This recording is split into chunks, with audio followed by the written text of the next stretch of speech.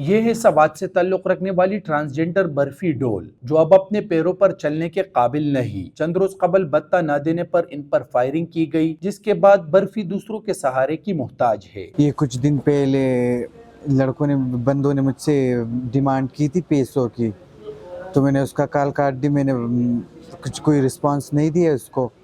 پھر میں فنکشن سے آ رہی تو بندوں نے مجھے گھنٹہ گھر شاہین بازار میں مجھ پہ فائرنگ کی ہے، جس میں 2 گولی میرے پیر پہ لگی ہے اور 1 گولی ہپ پہ لگی ہے میری۔ یہ میرے پیر کی ہڈی ٹوٹ گئی ہے اور ڈاکٹر کہہ رہے کہ ابھی پتہ نہیں چل رہا، جب یہ راڈ نکالیں گے تو پھر پتہ چل جائے گا آپ کا۔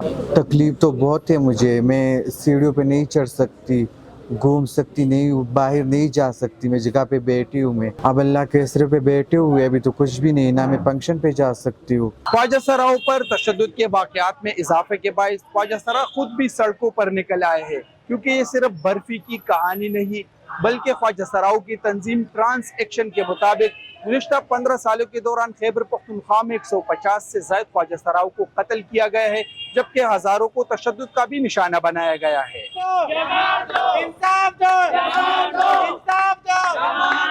ٹرانس ایکشن ان کے مطابق 150 سے زائد خواجہ سرا خیبر پختونخوا میں قتل ہو چکے ہیں۔ ہم عموماً دیکھتے ہیں کہ زیادہ تر خواجہ سراؤں کو ان کے دوستوں نے، جن کو ہمارے ہاں عرف عام پشتوں میں مڑخ کہتے ہیں یا دوست کہتے ہیں، ان کی جانب سے قتل کیا گیا ہے۔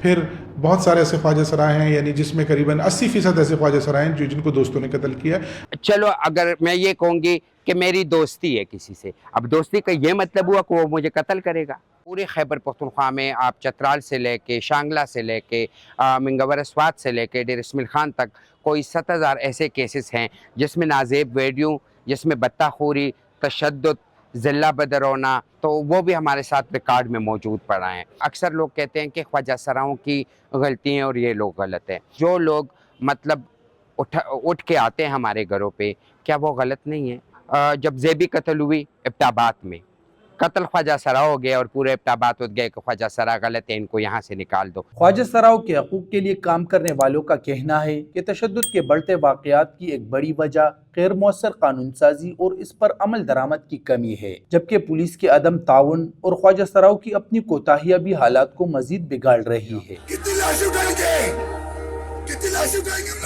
قومی قانون موجود ہے، transgender person protection of right act 2018۔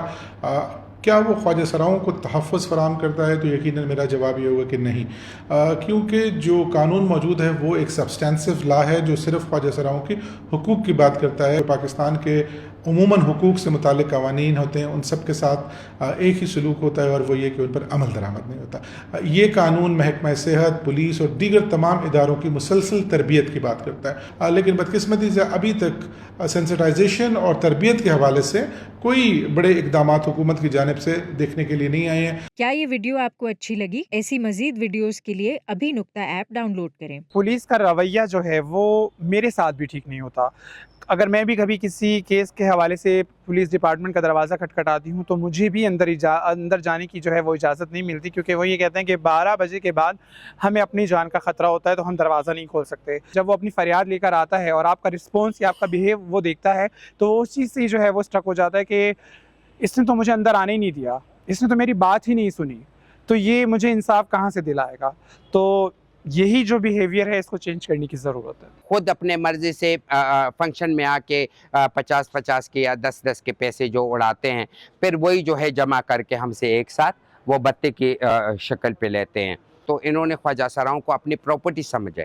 Nazo نام خواجہ سرا جس کو ٹوٹے 62 ٹوٹے کیا تھا اس پشاور میں، تو صرف وہی انسان جو ہے عمر قید ہوئے وہی اندر ہے، باقی کسی کو سزا نہیں ملا۔ خواجہ سراؤں کی یہ فریاد اپنی جگہ، لیکن ایسے میں پولیس پر الزام ہے کہ وہ ان کے ساتھ نہیں کڑی۔ کیا واقعی ایسا ہے؟ آئیے پولیس کی زبانی جانتے ہیں۔ ٹرانسجنڈر پروٹیکشن تو ہم کافی حد تک جو ہے نا اس کی پروٹیکشن میں لگی بھی ہے کہ کوئی بھی بندہ اس کے ساتھ زیادتی نہ کرے۔ ڈی آر سی کے ممبرز بھی ٹرانسجنڈر سے لیے کیوں لی ہے کہ یہ بھی اس معاشرے کا ایک حصہ ہے، اور جتنے بھی ٹرانسجنڈر کمیونٹی کی جتنے بھی مسائل اگر آتے ہیں تو اس کے جو مشر ہوتے ہیں جس کو ہم نے ڈی آر سی میں لگایا ہوتا ہے اس کے تھرو جو ہے نا ہم ٹرانسجنڈر کے مسائل حل کریں۔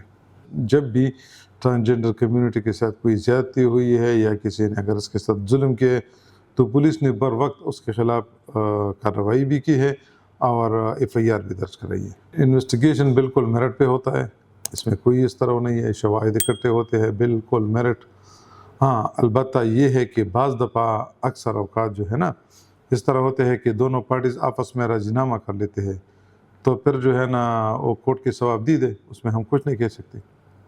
तशद्दुद और खौफ के साए में जीने वाली ख्वाजा सरा कम्युनिटी इंसाफ और तहफ़्फ़ुज़ की मुंतज़िर है, लेकिन यहाँ सवाल ये है कि कब तक ये अपनी शनाख्त की सज़ा भुगतते रहेंगे। ज़्यादातर वायलेंस जो है वो आज तक उन्हीं ख्वाजा सराओं के साथ हुए हैं जो प्रोग्रामात में शिरकत करते हैं और या डांस वर्क या सेक्स वर्क के अंदर है। हल उसका यही है कि ख्वाजा सराओं को बाइज़्ज़त रोज़गार, तालीम और माशरे में जो पार्टिसिपेशन है उसके मौक़े दिए जा सकें ताकि वो बिला तफरीक जो माशरती सरगर्मियाँ हैं उनमें हिस्सा ले सकें।